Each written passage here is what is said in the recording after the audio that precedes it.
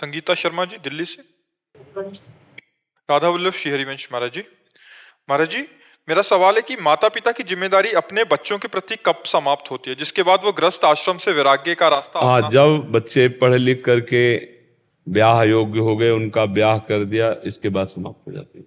जब तक बच्चे का ब्याह ना हो तब तक माता पिता का कर्तव्य बना रहता है कि उस बच्चे का ब्याह करें। बच्चा या बच्ची, उसका ब्याह करने के बाद पाणी ग्रहण संस्कार हुआ, फिर आप विरक्त भाव से भजन कर सकते हैं। संसार से आपने संबंधों का काम हो गया, अब हम भगवत संबंध का काम करेंगे। लेकिन जब तक ब्याह नहीं होता तब तक नहीं, तब तक वो कर्तव्य का पालन करना चाहिए। वो भी भगवान की पूजा है, ये भी सृष्टिजनक भगवान की पूजा है। नाम जप करते हुए अपने बच्चों को पढ़ाए लिखाए, उनको स्वस्थ करे, उनके लिए जमीन जायदाद की व्यवस्था करे, ब्याह कर दे, इसके बाद भजन करे। दोनों काम हो गए। भजन करते हुए ये किया, इसके बाद पूर्ण भजन में लग जाए, वो भगवत प्राप्त हो जाएगा। हर्ष जी अहमदाबाद से। राधे राधे गुरु जी। कभी कभी हमारा मन नाम जप में नहीं लगता है तो हम खुद स्वयं से जोर जोर से नाम जप करने लगते हैं, फिर मन भी शांत हो जाता है। महाराज जी, हमारा प्रश्न है कि हम तो आत्म स्वरूप है और मन से भजन करवा नहीं रहे, तो ये अंतःकरण चतुष्टय में से कौन नाम जप कर रहा है? देखो, आपका जो स्वरूप है उसका अभी ज्ञान नहीं, केवल सुना है। अंतःकरण का आपको अभी ज्ञान नहीं, केवल सुना है। क्योंकि अंतःकरण में जब अंतर्मुख होकर के आप समस्त इंद्रियों से अनुभव करोगे तो जानोगे ये बुद्धि है, ये मन है, ये चित्त है, अहंकार है, इनका एक एक का परिचय प्राप्त होता है। जब तक अंतःकरण विषयाकार है तब तक आत्म स्वरूप निर्विकार होते हुए भी जन्मोगे, मरोगे, दुखो, शोक, चिंता, भय, ये सब व्याप्त रहेगा। आत्मस्वरूप तो पहले भी था, अब भी आगे भी रहेगा। अंतःकरण को सुधारना है हमको। बुद्धि का निश्चय एकमात्र परमात्मा में सुख, मन का निरंतर मनन करना एकमात्र परमात्मा में, चित्त का निरंतर चिंतन करना एकमात्र परमात्मा का, अहम का परमात्मा में पूर्ण समर्पित हो जाना। तो जैसे हमने बताया निर्मल जल और एकाग्र जल, शांत जल, तो नीचे क्या दिखाई देने लगता है, ऐसे निर्मल और शांत अंतःकरण में भगवत साक्षात्कार होता है, अपनी आत्मा का आत्मबोध होता है। समझ पर? अभी खूब नाम जप करो, जबरदस्ती करवाओ मन से। पहले तो जिह्वा से करना चाहिए, ये वाक इंद्रिय है, इसको शुद्ध करना चाहिए। पवित्र शब्द बोलो, नाम जप करो, कभी किसी को कटु वचन परुख वचन न बोलो। एक एक इंद्री को पावन करना है। नेत्रों से देखें सब में श्री भगवान को देखें, कान से सुने भगवान की चर्चा, मंगल में गुण सुने, किसी की निंदा, किसी का पापाचरण नाम सुने। धीरे धीरे हमारी इंद्रियां पावन होगी, अंतःकरण पावन होगा, तो हमें अपने स्वरूप का अपने आप से अनुभव हो जाएगा। बस वही मुक्त हो गया। जैसे भगवान हृदय में बैठे लेकिन सब दीन दुखी परास्त हैं माया के द्वारा, क्यों? भजन नहीं है। अगर खूब भजन किया जाए तो अभी भगवान यहाँ हृदय में ही प्रकाशित हो जाए। तो जैसे सूर्य है, इस समय भी सूर्य है और रात में भी सूर्य रहते हैं। जैसे हमारे यहाँ रात है तो कहीं दिन होती है, तो मृत्यु लोक में सूर्य तो है ही ना, ये सब मृत्यु लोक के अंतर्गत है, देश विदेश। तो कभी हमारे यहाँ रात होती है तो कहीं सूर्य उदय होता है, कहीं सूर्य होता है, मतलब सूर्य कभी अस्त नहीं होता, पक्का है ना? सूर्य कभी अस्त नहीं होता, वो प्रकाशित होता ही रहता है। हमारे सामने अंधकार है, ऐसे ही हमारे सामने दुख, चिंता, शोक, भय, माया का अंधकार है। भगवान सर्वत्र व्याप्त है, भगवान सर्वत्र व्याप्त है। अब हमको भजन के द्वारा उसको जागृत करना होगा। जो परमात्मा तत्व सोया हुआ है उसे जागृत कर, जे भी जगह तो आनंद का अनुभव हो जाएगा। आप और परमात्मा तत्व दो नहीं रह जाएंगे। पर भजन, रात आज का सत्संग सुना, स्मृति, हर समय अखंड स्मृति, सबसे बड़ी साधना का स्वरूप है भगवत स्मृति। एक तैल धारावत स्मरण, सेवा करते हुए, अपने कर्तव्य कर्म करते हुए भगवत स्मृति, उसी से अनुभव हो जाएगा। तो ये जो बंधन हुआ है ये मन को हुआ है। कभी आत्म तत्व न बंधा था और न बंधा है, न बंधा रहेगा। इसी मन को सुधार लिया तो परमात्मा स्वरूप थे, हैं, रहेंगे। और मन न सुधार पाए तो जन्म मरण, नाना प्रकार के दुख, क्लेश, चिंता और अन्य योनियों में भटकना, ये सब भोगना पड़ता है। समझ गया? योगेश यादव जी प्रयागराज से। श्री हरिवंश महाराज जी मन हमें भोगों की ओर गलत कार्यों को करने के लिए प्रेरित करता है और हम ये कदाचित करना नहीं चाहते पर हो जाता है। ये एक ही शरीर में दो प्रकार की मनोवृत्तियां क्यों पैदा करता है देखो, महाराज जी? हम और मन दो अलग हैं। हाँ अलग है, दो अलग, आप और मन अलग है। हमारे मन को जो शासित करते हैं डिपार्टमेंट समझो, जैसे हमारा मन कहता है कि हम घड़ी ले लें, चुपचाप जेब में डाल लें, तो बुद्धि, वो मन नहीं, उस समय बुद्धि कहती है गलत है, चोरी, मारे जाओगे। और अगर बुद्धि मन से मिल गई, कहती हाँ जब उधर देखे तो चुपचाप जेब में डाल लेंगे। बुद्धि निश्चय करती है, निर्णय करती है, विचार करती है, मन संकल्प विकल्प करता है और चित्त उसका चिंतन करता है और अहम उस क्रिया को स्वीकार करता है, मैंने किया मैं करूंगा। आप उसमें नहीं हैं, पर इस समय आप अपने स्वरूप में नहीं हैं, मन में हैं, मन में तदात्म है, इसलिए आपका जन्म मरण हो रहा है, इसलिए आपको पाप पुण्य का फल भोगना पड़ेगा। तो जो हमारा मन विषयों की तरफ जा रहा है वो तुम्हारा ही नहीं जा रहा, सबका जा रहा है। जो आप कहते हो हम नहीं चाहते, गलत बात। हम जो नहीं चाहते वो कभी नहीं करते। हमारे अंदर जिसमें सुख भोग की, जैसे हम एक लाइन में पढ़ा शराब पीना महापाप है, कभी जिंदगी में न पिया न कोई पिला सकता है, कोई पिला भी नहीं सकता, मार डालो फिर भी ऐसा नहीं होगा, क्योंकि हमें हमारी चाहत नहीं है। और जो अंदर अगर उसकी चाहत है, यार आपके अंदर सुख बुद्धि है तो आप उसे पी लेंगे। मांस खाना कभी नहीं हो सकता।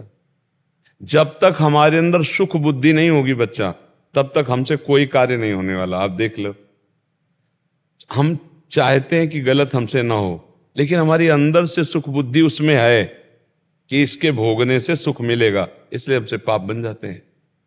विचार करके देखो, ऐसा ही है ना। हमारी बुद्धि में एक निर्णय आता है, दो बुद्धि के विभाग हैं, एक सुमति एक कुमति। सुमति कुमति सबके उर राही, नाथ पुराण निगम असकाही। जहां सुमति तहां संपत्ति नाना, और जहां कुमति तहां विपत्ति निधाना। जहां हमारी बुद्धि में सुमति है वो निर्णय करेगी सही, और जहां कुमति है वो गलत निर्णय करेगी। गलत निर्णय वाली बुद्धि मन के साथ मिल गई तो हमारे ना चाहते हुए भी गलत हो जाएगा। अगर हमारी बुद्धि निर्णय नहीं करेगी, गलत सही में स्थित रहेगी, तो मन चाहता रहे फिर भी कुछ नहीं कर सकता। बुद्धि ही सही का निशान लगाती है, और बुद्धि और मन को आप देख रहे हैं। अब आप निर्णायक हैं, बुद्धि ने कहा ये गलत है तो आपको मान लेना चाहिए गलत है, नहीं करूंगा, फिर मन कुछ नहीं कर पाएगा। अब बुद्धि ने गलत कहा और अंदर से है कि इसमें सुख मिलेगा, तो आप बुद्धि की बात काट देंगे और आप वो क्रिया कर बैठेंगे। जो हम लोग कहते हैं कि हम चाहते नहीं फिर भी गलत हो जाता है, ऐसी बात नहीं है। हमारी अंदर सुख भोगने की चाहत है तभी हमसे गलत होता है, नहीं जिन बातों को हम नहीं चाहते वो बातें हमारे जीवन में कभी नहीं हो सकती, कभी नहीं हो सकती। समझ पा रहे हो बच्चा? तो हमें थोड़ा नाम जप करके अपनी सुमति को जागृत करना है और कुमति को नष्ट करना है। विभीषण जी कह रहे तौर कुमति बसी विपरीता, रावण से तुम्हारे हृदय में कुमति बस गई, इसलिए विपरीत आचरण करते हो, तुम नष्ट हो जाओगे। विपरीत आचरण करने वाला ज्यादा दिन नहीं टिकता हो, फिर नष्ट हो जाता है। वो कोई न कोई ऐसा फंसाव फंसेगा। नष्ट हो जाने का मतलब है जेल चला जाएगा, कोई भयानक रोग हो जाएगा, मृत्यु हो जाएगी, एक्सीडेंट, कोई न कोई भयानक अपराध बनेगा, उसका फल उसे भोगना पड़ेगा। तो इस कुमति को सुधारो, इसीलिए अध्यात्म में खूब नाम जप करो। नाम जपने से बुद्धि शुद्ध हो जाती है। शुद्ध बुद्धि ठीक निर्णय करती है। ठीक निर्णय सही मार्ग, सही मार्ग सुखी जीवन। पाप करने वाला कभी कोई सुखी या शांत या आनंद में नहीं हो सकता बच्चा। सब दुखी, क्लेश, अशांति को प्राप्त होते हैं। और कुछ लोग तो समझ ही नहीं पा रहे कि हमसे पाप हो रहा है, बस चले जा रहे हैं, क्रियाएं होती चली जा रही, पाप में या पुण्य में, उनको मतलब नहीं कि पाप हो रहा है या पुण्य हो रहा है। समझ पा रहे आप? नाम जप करो, नाम से बुद्धि शुद्ध हो जाती। शुद्ध बुद्धि ठीक निर्णय करती है। ठीक निर्णय करने वाला सही मार्ग पे चलता है। सही मार्ग वाला ही सुखी, संतोषी और शांत पुरुष होता है। प्रमोद दिल्ली से। राधे राधे से। राधे राधे गुरुदेव, आपके चरणों में कोटि कोटि प्रणाम। गुरुदेव, क्या हम बाथरूम में फोन लेकर जा सकते हैं? उस फोन में आपके श्री वचनों को सुन सकते हैं? बाथरूम में चला के रख सकते हो, हाँ चला के रख सकते हो कि आप अपना शौच स्नान आदि कर रहे हैं और सत्संग सुन रहे हैं, उसको कहीं ऊंची जगह में रख दिया और पवित्र होके फिर छुआ। क्योंकि फोन ऐसी चीज है कि उसको हर जगह प्रयोग किया जाता है। अगर वो शौच की स्थिति में आपने उसको स्पर्श किया तो फोन अपवित्र हो जाएगा। मतलब थोड़ा पवित्रता का ध्यान रखे तो उससे बहुत बुद्धि शुद्ध होती है। अब आजकल पवित्रता का ज्ञान नहीं रह गया लोगों को। अरे वो तो उसमें शौचालय में ही, शौच में ही, बोलते वो स्टैंड पे रखा रहता है। हाँ ऐसे ऐसे ठीक है। आप जब गए पहले उसे चला के रख दिया जो सुनना है, और आराम से शौच स्नान हुए और पवित्र होकर फोन लिया, बाहर आ गए, कोई बात नहीं, ऐसा किया है। और जी मेरे व्यापार में जो कि रजिस्टर का प्रयोग होता है उसमें प्रतिदिन का लेखा जोखा कार्य लिखते हैं, उसके ऊपर हम सर्वप्रथम भगवान का नाम लिखते हैं, क्या ये सही है? अब उस नाम को अगर बाद में अमनिया करके यमुना जी पहुंचावे, गंगा जी पौंचावे या तो भाई जैसे वो काफी समय तक तो रखी रहती हैं, 2 साल 4 साल 5 साल, उसके बाद फिर अभी तो वैसे रखी हूँ तो उनका मतलब आग लगा सकते हैं या फाड़ के। हाँ ऐसा कर सकते हैं। आप भगवान का स्वरूप है अग्नि, आप ऐसा, क्योंकि हमारी प्रार्थना है कि आप लोग सावधान सब रहें, भगवान के रूपों का, भगवान के नाम का अपमान ना हो। जैसे लोग नाम छपवा देते हैं, ऐसे गली कूचे में पड़े रहते हैं कार्ड, ऐसे भगवान का नाम लिख दिया झोला में, थैली में, और वो सब ऐसे मान लो रद्दी कागज में आपने बही खाते बेच दिए तो फिर वो फिर अपमानित होगा ना। इसीलिए ग्रंथ का सम्मान करो, भगवान के रूप का सम्मान करो, चित्र का सम्मान करो, नाम का सम्मान करो, तो भगवान देख रहे हैं ना, उसी से मंगल होता है। मंगल भवन की कृपा भगवान। देखो हमारे यहाँ यही बहुत असावधानियां हो रही हैं कि अपने नाम रोशन के लिए भगवान की छवियां पोस्टर में लगाकर और अपनी दुकान चलाने के लिए भगवान के नामों का प्रयोग कर, यहाँ तक कि जैसे छोटी मोटी वस्तुएं खाने पीने की हैं उनमें भी नाम भगवान, तो जैसे कई तरह के ऐसे भगवान नामों का प्रयोग है, तो संभाल करके हमारे धर्म का विषय है। हम अपने धर्म को पहचाने, हम अपने धर्म को बहुत सस्ता ना समझें, अपने धर्म का अपमान स्वयं न, ये धर्म का अपमान है। हमारे मान लो पोस्टर में लगा दिया भगवान की छवि, इसके बाद जब पोस्टर उखाड़ के फेंका तो गिर जाता है ना।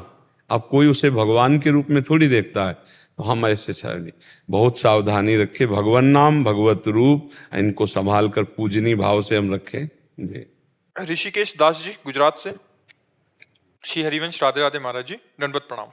महाराज जी, किसी भी शास्त्र को पढ़ने समझने जीवन में उतारकर उस शास्त्र का साक्षात्कार करने के लिए आवश्यक बातें कौन सी हैं?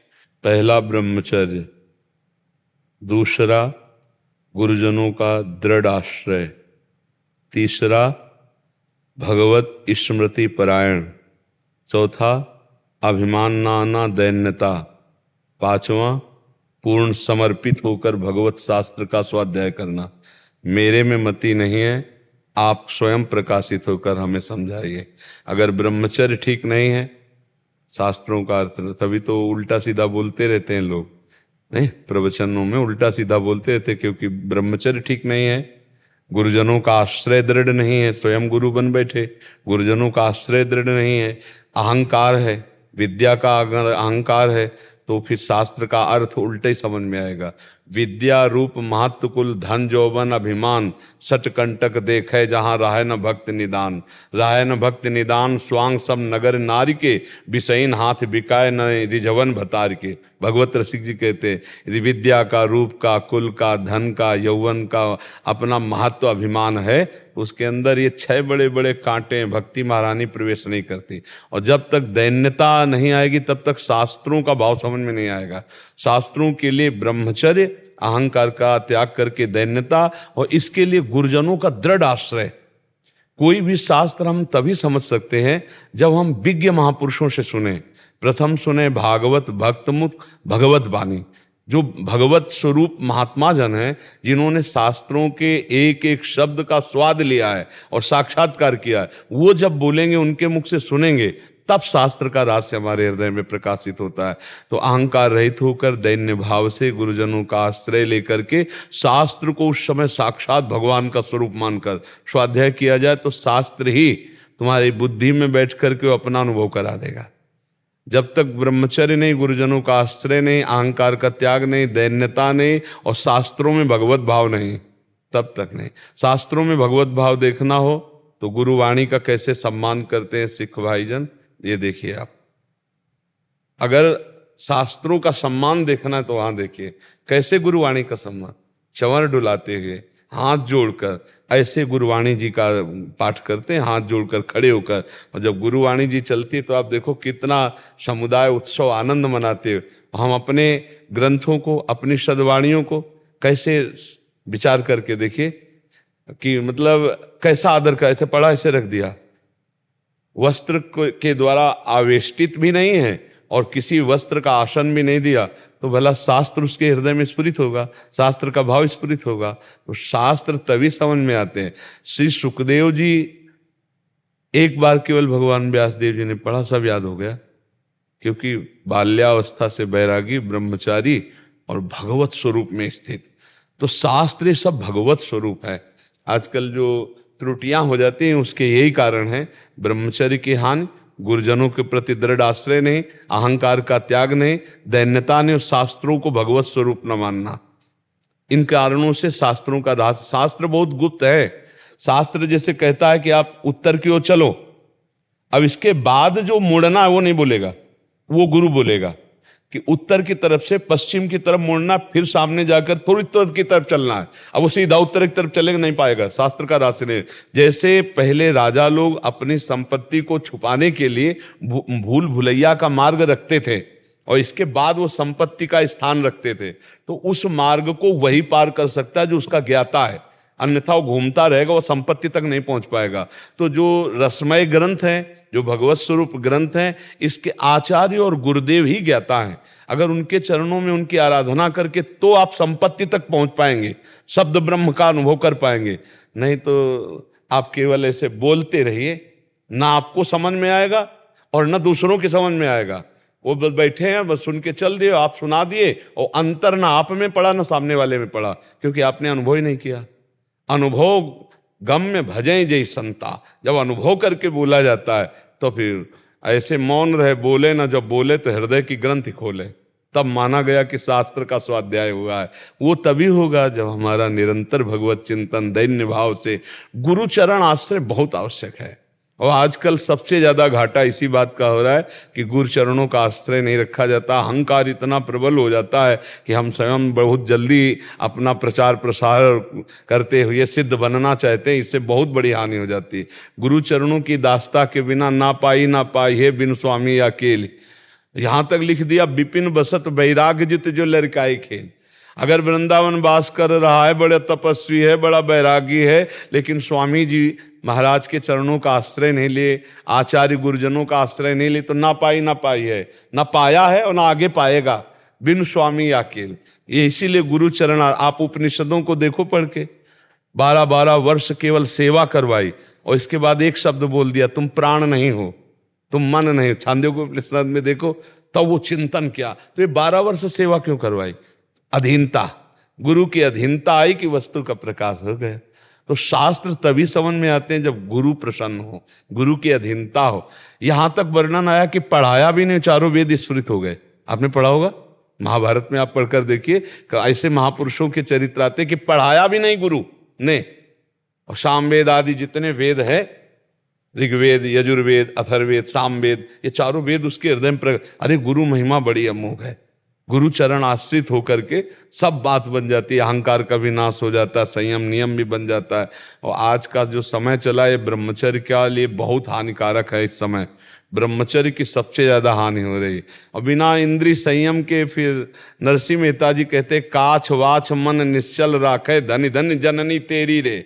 लंगोटी का पक्का, जबान का पक्का और मन का पक्का, तभी वो माया पर विजय प्राप्त करता है। काछ वाच मन निश्चल राखे, धन धन जननी तेरी रे। बड़ नर सैया दर्शन पावा। बोले ऐसे बड़े भाग्य जो ऐसे के दर्शन हो, लंगोटी का पक्का, जवान का पक्का और मन का पक्का। ये 3 बात है, ये 3 बात का सन्यासी है जो वाणी से मौन का आश्रय लिए, शरीर से निष्क्रियता को प्राप्त हो रहा है और मन से संकल्प रहित, वही परम सन्यासी है।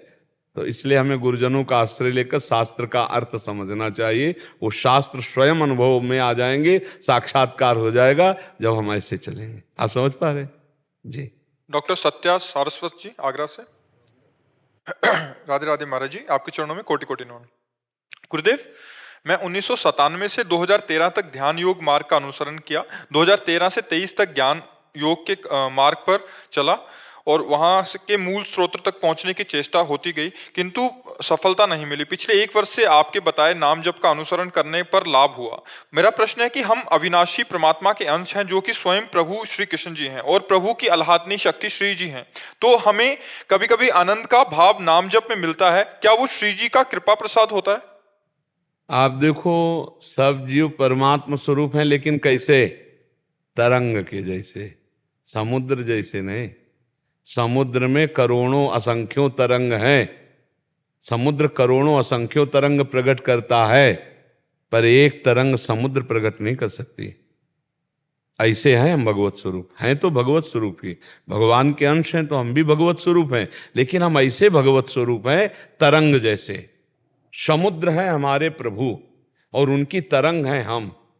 अगर हमारे में वायु विकार नष्ट, तरंग में वायु विकार नष्ट हो जाए तो समुद्र हो गया ना। अगर माया विकार नष्ट हो गया तो हम भगवत स्वरूप हो गए। लेकिन समुद्र से करोड़ों असंख्यों तरंग निकलेगी, लेकिन तरंग एक समुद्र को प्रकट नहीं कर सकती। इतना अंतर हमारे और परमात्मा में भगवत स्वरूप होने पर भी है। तो ये जो हमें प्रभु का नाम जपने पर, प्रभु की शरणागति, प्रभु के लीला गुण गायन, प्रभु की सेवा से आनंद मिलता है, ये सच्चा आनंद है, ये विशेष कृपा है। और आप खुद अनुभव कर रहे हैं कि आप अन्य मार्गों का अवलंबन करके जो अनुभव नहीं कर पाए, वो आपको कुछ समय में ही नाम जप से आनंद का अनुभव। और ये हम गारंटी लेते हैं कि आनंद के अनुभव की बात जाने दो, सीधे आनंद समुद्र में डूब जाओगे यदि निरंतर नाम जब चलने लगा। अव्याव्रत भजनात्, एक भी श्वास खाली ना जाए, तो जो ज्ञान प्रयास करने पर आप नहीं समझ पाए वो ज्ञान आपके अंदर जागृत हो जाएगा। जो ध्यान प्रयास करने पर भी नहीं सफलता प्राप्त हुई, कुंडलनी जागृत हो जाएगी। वही ध्यान में आप निरंतर रमण करेंगे। नाम में बड़ी अमोघ सामर्थ्य है। ये हम केवल प्रवचन नहीं कर रहे, ये हमारा जीवन हम आपको बता रहे हैं। ये जो हम नाम की बात बार बार करते हैं ना, ये खूब दौड़ भाग करके सब मार्गों का अवलंबन करके तब हम बोल रहे हैं बैठ कर कि भैया अगर समझ में आवे तो पकड़ लो। हरि भज छाण न मान नर्तन को, मति मंछे तिल तिन धल को। बस जीवन का सबसे बड़ा कार्य हरि भज हरि।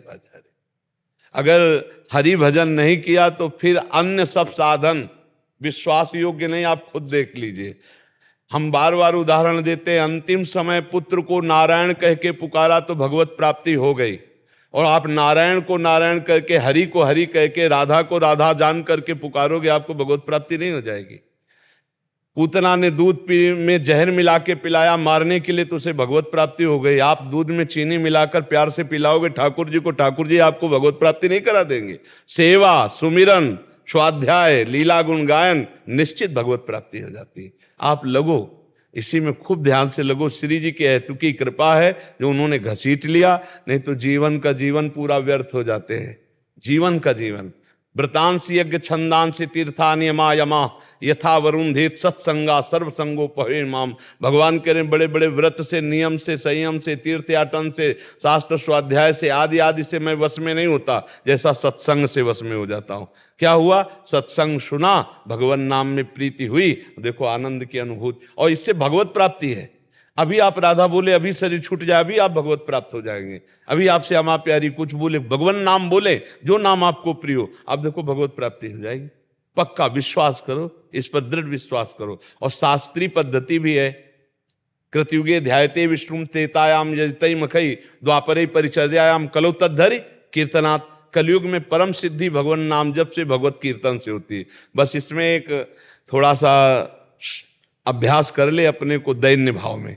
तृणादपि सुनीचेन तरोरी से सुनना अमानना मान देन कीर्तन या सदा हरि। जो दूसरों को मान देता, स्वयं अमानी रहता, अपने को नीच समझता है और वृक्ष के समान सहनशील होता है, ऐसा नाम जापक बहुत जल्दी भगवत प्राप्ति कर लेता है। और नाम जप कर रहे हैं, संतों की निंदा कर रहे हैं, वैष्णव का अपराध कर रहे हैं, अहंकार कर रहे हैं, इधर उधर के प्रपंच, फिर वो चलनी में गैया दुहै और दोष दैव को दे हरि गुरु कहे न माने अपनो। अब मान लो चलनी में गाय दुहे, कह दे हमें दूध पीने को नहीं मिलता, तो भैया पात्र आपका सही होना चाहिए, तो उसमें दूध आ जाएगा। बोले हम नाम जप कर रहे हैं लेकिन आनंद नहीं मिल रहा, तो कहीं ना कहीं छेद है भैया, उस छेद को बंद कर लो तो आनंद अभी उत्पन्न हो जाए। जो 5 ज्ञानेंद्रियां मन सहित भोगों में जा रहे हैं, उनको देखो कोई गंदा आचरण हो रहा है, कोई गंदा आचरण है, उसको बंद कर दो, आनंद आ जाएगा। बस नाम जप से, ये सर्वोपरि बात हम आपको कह रहे हैं, हृदय से कह रहे हैं, नाम से बढ़कर कुछ नहीं है। जिसने नाम में लगन लगा दी वो सिद्ध हो गया। आप इतना समझो, जिनको राम कहना नहीं आता था और मरा मरा कहे वो सिद्ध हो गए, तो तुम राम राम कह के कैसे सिद्ध नहीं हो सकते? तुम श्याम श्याम कह के कैसे सिद्ध नहीं हो सकते?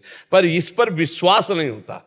खास बात है कि आप कठिन साधनों की तरफ तो आपको मन लगेगा, लेकिन सहज सरल परमानंद प्रदान करने वाले नाम का निरंतर चिंतन करें, ऐसा कोई भाग्यशाली होगा जिसको विश्वास हो जाए। और विश्वास हो गया तो भगवत प्राप्ति हो गई। खुली बात है, नाम जप से भगवत प्राप्ति निश्चित। अगर 100 बार नाम जप किया है और आपको भगवत प्राप्ति नहीं हुई किन्हीं कारणों से, तो अगली बार जो होगा वो 99 से नहीं शुरू होगा, वो 100 के ऊपर शुरू होगा। इतना महामहिम नाम है। एक तो नाम जप करने वाले को दुर्गति ही नहीं, नामे भक्ता प्रणश्यति भगवान कहते हैं।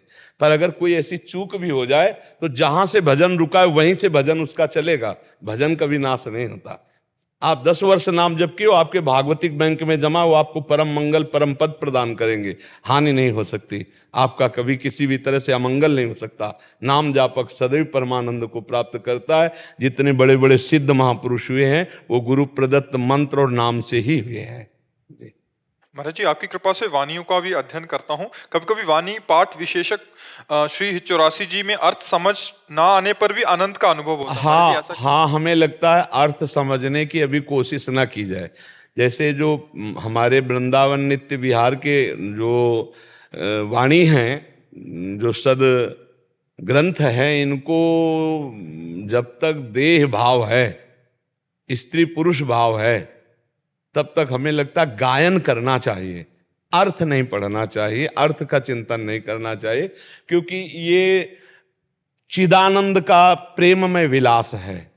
चिदानंद में 5 भौतिक शरीर नहीं होते, जैसे आपके हमारे 5 भौतिक शरीर है, स्त्री पुरुष चिन्ह है, चिदानंद में नहीं होते। अब चिदानंद को, विलास को अगर हम 5 भौतिक देहधारी स्त्री पुरुष मान करके देखें तो बहुत बड़ा दोष हो जाएगा। इसलिए वाणियों का गायन कर मात्र से वो स्थिति प्राप्त हो जाएगी। जैसे केलिमाल जी हैं, चतुरासी जी हैं, ये बड़े बड़े महान आचार्यों ने जो एक वाणी जी रची, एक एक शब्द महान प्रिया प्रीतम की प्राप्ति कराने में समर्थ है, पर अर्थ ना पढ़ना चाहिए। जब तक हमारी भावना रसिक महापुरुषों की प्रसादी भावना से युक्त नहीं होगी, मान लो उन्होंने जो स्वाद लिया प्रिया प्रीतम बिहारी बिहारी जी का, और वो जो हमें भावना दे रहे हैं, और हम फिर उसी दासी भाव से, चरी भाव से, तब फिर हमें, अगर हम ऐसे पढ़ेंगे तो फिर भाव में कमी आ जाएगी। इसलिए पाठ करो, सिद्धांत के अर्थ पढ़ो, जो सिद्धांत है ना उसके अर्थ पढ़ो। कुछ लीलाएं ऐसी सहज सरल हैं जिनके अर्थ पढ़ने में कोई हानि नहीं। जो प्रिया प्रीतम के नित्य विहार की है, उनके अर्थ मिल भी जाए तो नहीं पढ़ना चाहिए, क्योंकि प्रिया प्रीतम के दिव्य विलास को समझने के लिए हमारे पहले वनिता पुरुष भाव मिट जाए, सेवय ललितादिक के भाई, पहले हमारा स्त्री पुरुष भाव मिटे और हमारी जो आचार्य स्वरूपा ललितादि सहचरियां हैं इनके अनुगत हो, फिर उनके प्रदत्त जो मंत्र आदि है उनके द्वारा जब हमारे भाव देह का निर्माण होता है, जो स्थूल सूक्ष्म कारण तीनों से परे है, वो आत्मस्वरूप भाव देह है, ललिता स्वरूप सहचरी स्वरूप अपना जो भाव है, उससे जब वो भाव जब आता है, फिर अपनी प्यारी जो की बात आती है, तो आनंद की उमगन एकदम। अभी क्या है, लौकिक बुद्धि हमारी है, नष्ट हुई नहीं, पुरुष स्त्री भाव है, तो मुझे लगता है नित्य विहार रस के जो पद हैं उनका गायन करे, उससे बड़ा मंगल होगा। अर्थ में कहीं उसकी बुद्धि पार्थिव ना हो जाए, पार्थिव बुद्धि ना हो जाए, क्योंकि सच्चिदानंद में ये विलास है नहीं, और पार्थिव विलास बुद्धि सच्चिदानंद में भी पार्थिव देखेगी तो उसमें दोष हो सकता है। क्योंकि नित्य विहार रस तो बहुत ही ये सिंगिनी का दूध है।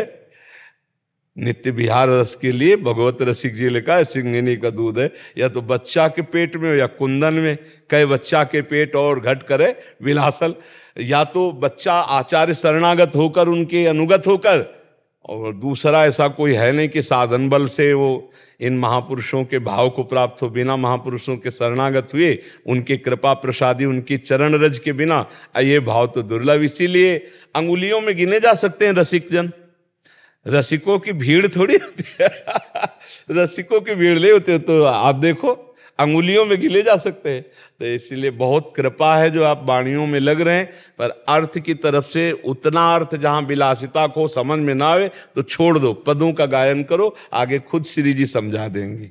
राधा नाम और राधा वल्लभ श्री हरिवंश नाम दोनों को नाम जब को दिनचर्या में एक साथ लगा सकती है। हाँ बिल्कुल कर सकते हो, बिल्कुल कर सकते। जैसे राधा वल्लभ श्री हरिवंश नाम जप कर रहे हो, आपका मन भाग रहा है तो आप फंसा दिया राधा राधा राधा राधा राधा, फिर भी भाग रहा है तो कोई पद उठा लिया चतुरासी जी का, कोई पद गायन कर रहे हैं, फिर लौटा के लाए राधा वल्लभ श्री हरि। कुछ इसको नवम नवम चाट पड़ी है मन को।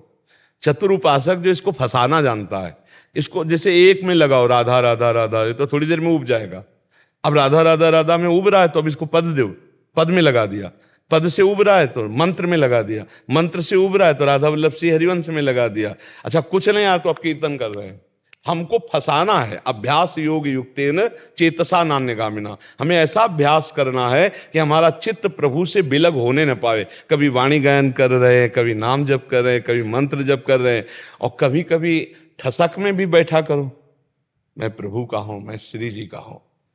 आश्रय अगर अंदर से हो गया तो ठसक आने लगेगी। जैसे हम लोगों में एक ठसक रहती है, हमारे माई श्यामाजू को राज, एक ठसक रहती है, एक गर्व रहता है, एक अभिमान रहता है, हम अपने आचार्य के, हम गुरुदेव के, हम प्रियाजू के, हम श्यामाजू के, एक ठसक रहती है ऐसी ठसक। हाँ ये आएगी, अभी नहीं है क्योंकि अभी पूर्ण शरणागति भाव नहीं। ये जैसे मीरा जी की ठसक है, मेरे तो गिरधर गोपाल दूसरा, ये ठसक आ जाए, हमारी लाडली जो, हमारे प्यारे जो, हमारी प्यारी जो, तो एक गर्व होता है। आप हमारे ब्रजवासियों में और प्रेमियों में आप ये नजर डाल के देखना, सब साधन एक तरफ, उनके अंदर एक गर्व मिलेगा आपको। श्यामा प्यारी कुंज बिहारी राधा वल्लभ श्री हरिवंश, एक ठसक मिलेगी, एक अभिमान मिलेगा उनको अपने इष्ट का, अपने आचार्य का, अपने गुरुदेव का। यही अभिमान जो है सब अभिमानों को चूर करके श्री जी के नजदीक ले जाता है। हाँ जैसे गोस्वामी जी कह रहे हैं, अस अभिमान जाए जन भोरे, मैं सेवक रघुपति पति मोरे। ये अभिमान हर समय बना रहे कि मैं दास हूँ, मेरे स्वामी श्यामा श्याम है, गर्व बना रहे। लीलाधर केला जी, राधे राधे महाराज जी। महाराज जी मैं काम से व्यापारी हूँ। सत्संग में कई बार सुना है कि ग्राहक भगवान का स्वरूप होता है, लेकिन सामाजिक जीवन में देखा है कि ग्राहक का स्वभाव भी कभी कभी असहज हो जाता है। ऐसे में हमारा क्या स्वभाव रहना चाहिए? नहीं, कैसे देखा जाता है पहले सुनो। ग्राहक को कैसे भगवत स्वरूप देखा जाता है? पहली दृष्टि पड़ी, हम तुरंत भावना किया इसके हृदय मंदिर पे भगवान है, बस।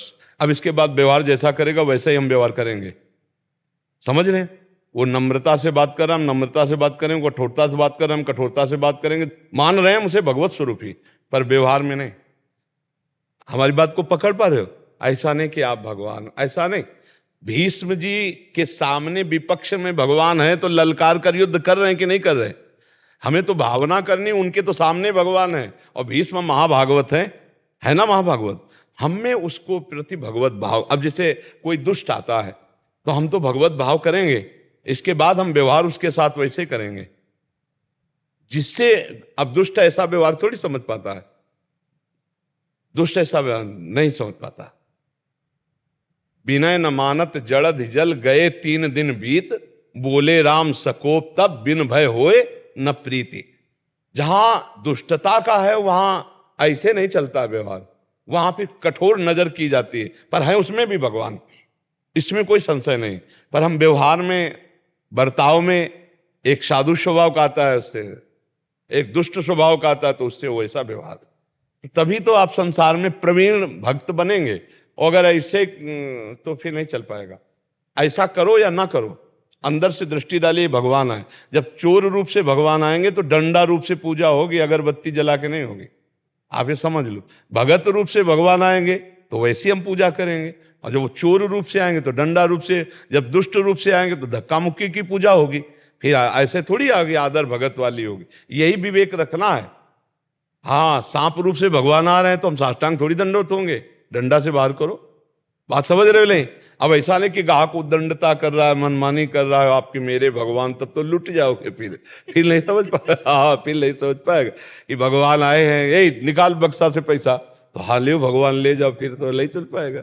हाँ, भगवान अगर दुष्ट रूप रख करके आ रहे हैं, चोर रूप रख करके आ रहे हैं, तो हम डंडे से उनका स्वागत करेंगे, पक्का समझो।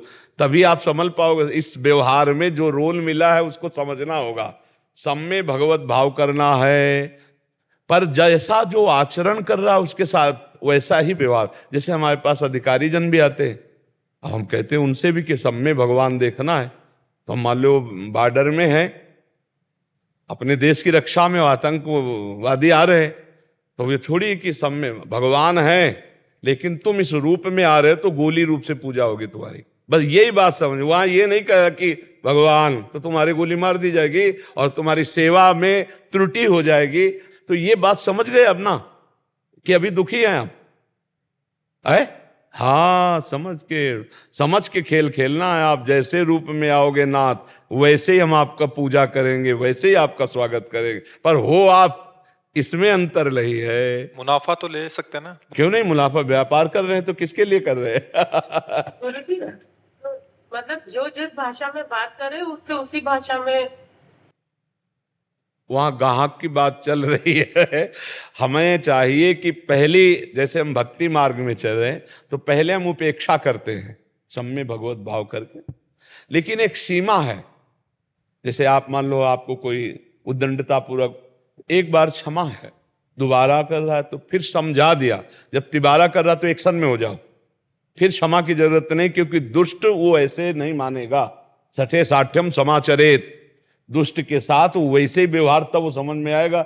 हाथ जोड़े आप खड़े रहो तो आपका उपहास करेगा, आपकी अवहेलना करेगा। इसलिए एक सीमा तक सहना, कोई बाबा जी तो हो नहीं, एक सीमा तक सहना, इसके बाद फिर उसका उत्तर दे देना है। अगर उत्तर पे नहीं समझ में आ रहा है तो हमारी भारत सरकार कानून व्यवस्था की है, आप कानून की सहायता लीजिए और उसका दंड विधान उसका कानून करेगा। अगर उद्दंडता ज्यादा करता है तो फिर सहन करने की जरूरत नहीं। एक नम्रता व्यवहार, एक शालीनता के लिए अगर पहली कोई गलती करता है तो हम उसे क्षमा करते हैं, दूसरी करने की चेष्टा करता है तो समझा देते हैं, तीसरी गलती करने तो उसको दंड विधान लागू कर ही देते हैं। क्योंकि ज्यादा क्षमा करने पर वो उद्दंडता बढ़ाता चला जाएगा और आपके सिवा वो औरों के साथ भी उद्दंडता करेगा। तो उसको दंड देना अनिवार्य है, क्योंकि दंड से ही अपराधी के अपराध का मार्जन और अपराध को रोका जा सकता है। क्षमा के द्वारा ज्यादा अपराध को रोका नहीं जा सकता। क्षमा मतलब हम जैसे साधु महात्मा हो तो बात ठीक है कि भाई जैसी परिस्थिति हो हम क्षमा ही करेंगे, लेकिन आप गृहस्थ हो, मान लो आप जा रहे हो गली से, एक बार छेड़ा, हंसी मजाक की, आपने क्षमा कर दिया तो दूसरी बार ज्यादा उद्दंडता, तीसरी बार वो और उद्दंडता करेगा। तो हमको उसको तीसरी बार का चांस नहीं देना, हमको उसको जरूर न जरूर दंड विधान लागू कर देना। क्योंकि आजकल क्षमा लायक आचरण वाले लोग बहुत कम हैं। उद्दंडता को शासन विभाग के द्वारा ही शासित किया जा सकता है। स्वयं दंड ना दे, क्योंकि स्वयं दंड देने पर कानून में हमारे द्वारा भी अपराध बन जाता है। जो हमारी कानून व्यवस्था है, तो ऐसी स्थितियों में हम कानून का सहयोग लें। आजकल तो मोबाइल रहता है, तुरंत नंबर करो और पुलिस का सहयोग मिल जाता है, ऐसा है। पर ज्यादा सहन करने की जरूरत नहीं है। पर ये हम दुष्ट पुरुषों के लिए कह रहे हैं। अपने से पूज्य पुरुष, जैसे घर में आप सास ससुर है, उनके साथ ये व्यवहार मत लागू कीजिए। क्योंकि अगर वो वयोवृद्ध हैं तो उनकी बुद्धि शिथिल हो गई है और वो थोड़ा कटु वचन बोलते हैं, तो आपका कर्तव्य है कि उनको समय पे भोजन दें, समय पे उनकी व्यवस्था करें और उनकी कटु वचनों को ना सुने। क्योंकि उनकी स्थिति जो वृद्धावस्था होती है ना, इसमें स्थिति थोड़ा बुद्धि कमजोर हो जाती है। आप सेवा करोगे वो आपको कटुवचन करेंगे, आप सेवा करोगे वो आपकी निंदा करेंगे कि कुछ नहीं करती, पर आपको सहना होगा और उनकी सेवा करनी होगी। ये हम बात कह रहे हैं जो दुष्ट स्वभाव के लोग होते हैं उनकी। हाँ, अगर ऐसी कहीं दुष्टता पाई जाए किसी में भी तो विरोध कर देना चाहिए। अगर ऐसी दुष्टता पाई जाए तो फिर विरोध कर देना चाहिए। पर असमर्थता में वो अगर ऐसी है तो हमें उन सेवा करनी चाहिए, अपने पूज्य जनों की, अपने गुरुजनों की, वृद्ध जनों की। अमित जी, राधे राधे। महाराज जी, आपके चरणों में कोटि कोटि प्रणाम। महाराज जी, सांसारिक जीवन में सभी जिम्मेदारियां, भय, लोभ, भोग और प्रलोभनों के साथ रहते हुए मानसिक सुख शांति की उचित प्राप्ति करना बहुत कठिन है। बचपन से ही भगवान के प्रति रुचि है और उम्र के साथ ये संतों के आशीर्वाद से बहुत बढ़ी भी रही है। पर भगवत चिंतन क्षणिक मानसिक शांति तो प्रदान करता है, पर मन अपने व्यवहार अनुसार कई जगह भटकने लगता है। और पर वो चिंतन ना होने के कारण, निरंतर चिंतन में आप नहीं कह सकते क्योंकि हम लोग उसी मार्ग से चले हुए हैं और उसी अवस्थाओं को पार किया है। 11, 14, 15, 16, 17, 18, 19, 20, 21, 22, यही तो सब अवस्थाएं हैं उद्दंडता की। तो ये सब पार किए, मन को देखा भी। वो तब हमको परेशान करता है जब भगवत चिंतन रहित हम होते हैं। हमारा भगवत चिंतन से सुख लेने का भाव हटकर जब हम विषय भोगों का चिंतन करते हैं, खास बात चिंतन में सुख होता है बच्चा। जैसे हम कह रहे हैं राधा राधा राधा, हमारा चिंतन भोग का चल रहा है, भजन चल रहा है, लेकिन सुख नहीं मिलेगा।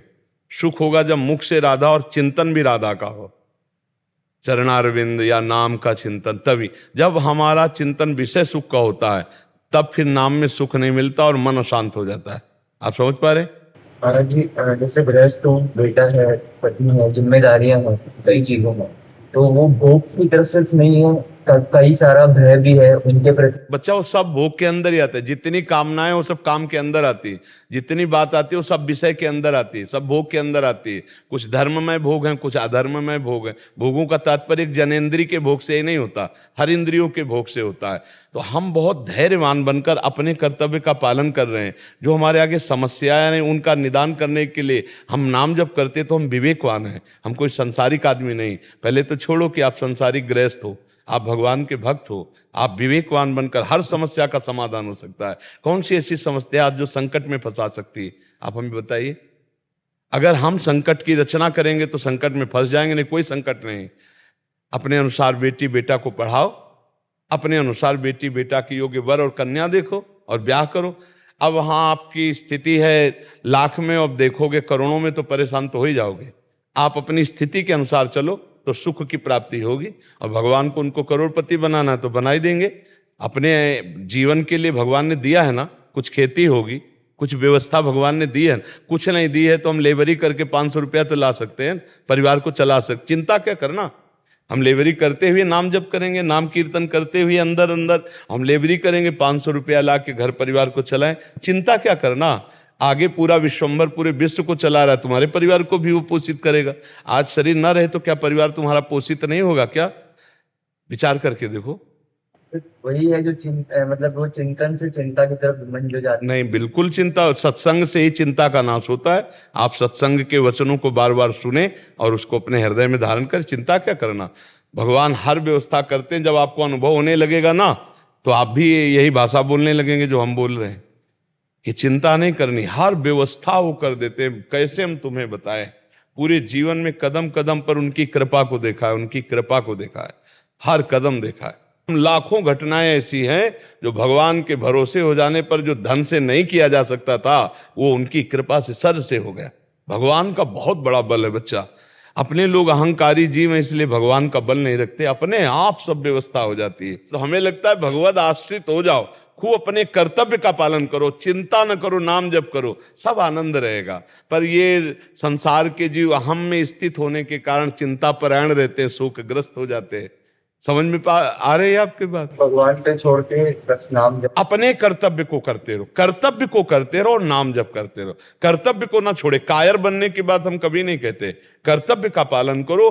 भगवान ऐसे कर्तुम है कि वो अपने आप सारी व्यवस्था कर देते।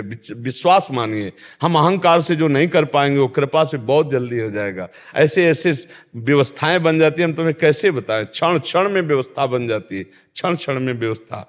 बिल्कुल सच्ची मानो। नरसिंह मेहता जी देखो, उनके चरित्र को पढ़ के देखो, और भक्तों के भक्तमाल तो भरी पड़ी गृहस्थ चरित्रों से। इसलिए भगवान आश्रित होकर के भगवत चिंतन परायण रहो, चिंता मत करो, सब ठीक हो जाएगा। और ये भी ध्यान रखो, इसका नाम मृत्यु लोक है, यहाँ सब कुछ नाश होगा। दोनों बातें हम आपको बता रहे हैं कि ये भी ध्यान रखो, इसका नाम मृत्यु लोक है, यहाँ शाश्वतम सब नाश होगा। दुखालयम अशाश्वतम, यहाँ सब मरेगा, सब नष्ट होगा। इसलिए पहले से तैयार रहो। जो बिछुड़े उनको बिछुड़ने दो, जो मिल रहे हैं उनका स्वागत करो, नाम जप करो। जैसे भगवान जीवन यात्रा चला रहे, चलने दो, और अंतिम परिणाम मंगल होगा, अंतिम भगवत प्राप्ति हो जाएगी। अगर नहीं ऐसा चलोगे, भूल कर दोगे, तो संसारिक चिंतन में वृत्ति आंतरिक फंस जाएगी। फिर अगला जन्म होगा, फिर बार बार जन्म, बार बार मरण। ये कब तक भोगेंगे? पुनरपि जननम पुनरपि मरणम पुनरपि जननी जठरे शयनम। इसलिए वीना गोयल जी, श्री हरिवंश। गुरुदेव राधे राधे। श्री हरिवंश, प्रभु, यदि साधक भगवत प्राप्ति करना चाहता है और पूर्व जन्मों के किसी अपराधवश कोई शारीरिक रोग भजन में बाधा आज हो, हाँ तो उपाय? पहले इसका उत्तर ले लो। आज का सत्संग सुना? आज के सत्संग में था भगवान आपके वर्तमान के देखते हैं, पूर्व जीवन को नहीं देखते। तो आपने सुना सत्संग? आज सुना? नहीं सुना, इसलिए प्रश्न किया। सत्संग एक अमूल्य वस्तु, यदि सुने तो प्रश्न ही न रह जाए। ध्यान दो, सत्संग में आज एक वचन था कि भगवान वर्तमान के जीवन को देखते हैं, पूर्व के जीवन में नहीं। ये कितना पापी रहा है, नीच रहा है, ये नहीं देखते। अभी मेरा भगत है, भजन कर रहा है, ये देखते, इसी से कल्याण हो जाता है। पूर्व के पाप तो भगवान के शरणागति से नष्ट हो जाते हैं। भगवान पूर्व को नहीं देखते, वर्तमान के संबंध को, वर्तमान के भजन को, वर्तमान के आचरण को देखते हैं। इसीलिए कोई भी भगवत प्राप्ति कर सकता है। कि मान लो हमारा पूरा जीवन गंदी बातों में व्यतीत हो गया, आज से हमें पश्चाताप हुआ, सत्संग सुना, आज से भजन शुरू कर दिया, तो आज से हमारी भगवत प्राप्ति की यात्रा शुरू, हमें भगवत प्राप्ति हो जाएगी। क्योंकि आज से हम शुरू किया नाम जप करना, किसी भी श्वास में नाम जप करते हुए शरीर छूटा, भगवान की प्राप्ति हो जाएगी। तो ये आप विश्वास मानो, भगवान वर्तमान के भजन को देखते हैं, पूर्व की बात आज सत्संग में सुना था ना। हाँ, सत्संग अगर ध्यान से सुनो तो काफी प्रश्नों का उत्तर सत्संग में मिल जाएगा। और शारीरिक रोग हो तो महाराज जी भजन में जो बाधा होती है पूर्व के कर्मों के अनुसार, तो उससे मुक्ति करके कैसे? नहीं, शरीर में ज्यादा प्यार करने से परेशानी होती है। 3 बच्चे हैं ना, इसलिए उससे भी मुझे पाप ही लगा होगा। मैंने ये कह रहे हैं कि अभी शारीरिक कष्ट या रोग प्रकाशित हुआ है। हाँ, पर सबका पालन पोषण भगवान करते हैं। मान लो जिनके माता पिता पधार जाते हैं तो उनकी संतानें ऐसा थोड़ी कि वो बड़ी नहीं होती, उनका पालन पोषण नहीं होता, वो फुटपाथ में आ जाते हैं, ऐसा नहीं। भगवान सबका यथा योग्य कर्म के अनुसार भरण पोषण करते हैं। जितना आपसे बन सके उतना कीजिए, नहीं आप देखिए अपने आप सब होगा। भगवान अपने आप पूरी सृष्टि का पालन पोषण कर रहे हैं। आपके तो 3 बच्चे हैं, भगवान के तो तीनों लोक के बच्चे हैं, सब तीनों लोक का पालन करने वाले स्वामी हैं। तो आप चिंता मत करो, नाम जप करो। और शरीर के दुख सुख तो भोगने पड़ते हैं। जो शरीर रचना के समय दुख सुख लिख गए ना, वो देखो बड़े बड़ों को भोगने पड़ते हैं। तो इसलिए उसकी तरफ से तो ज्यादा मतलब आसक्त ना हो कि हमारा शरीर स्वस्थ हो जाए फिर भजन करें, ऐसा नहीं। अगर प्रारब्ध आ गया भोगने का तो भोगना ही पड़ेगा, बड़े बड़ों को भोगना पड़ता है। अगर मन में भगवान का भजन ना हो तो शरीर के कष्टों में इतना दम है कि जीव मृत्यु मांगने लगता है। तो हमें लगता है कि अगर नाम जप हमारा चलता रहा तो हम हर कष्ट सह जाएंगे, नाम जप नहीं चला तो फिर बड़ा कष्ट। संसार फिर यही तो भोग हैं, नाना प्रकार के रोग, नाना प्रकार की विपत्तियां, नाना प्रकार के संकट कष्ट देते हैं। इसलिए चिंता न करे, नाम जप करे, तो उसी से सहने की सामर्थ्य आ जाएगी और उसी से परिवार का भी वो सब पोषण करते हैं, सब व्यवस्था करते हैं। के कारण ये सब कुछ ना हो रहा हो। भ्रूण हत्या हुई है हमारे द्वारा, तो कहीं इसी के कारण तो नहीं हो। खैर, हम ये तो जरूर बार बार सब गृहस्थों से प्रार्थना करते हैं कि ये जो आप गर्भ हत्या भ्रूण हत्या करते हैं ये महापाप के अंतर्गत आता है और ये आपको दंड देगा, आपके परिवार में, आपके शरीरों में ये नाना प्रकार के विघ्न पैदा कर दे। सोचो आपका छोटा सा बच्चा संतान जो आपके गर्भ में पल रहा है, आप उसे नष्ट कर दें तो पाप नहीं बना?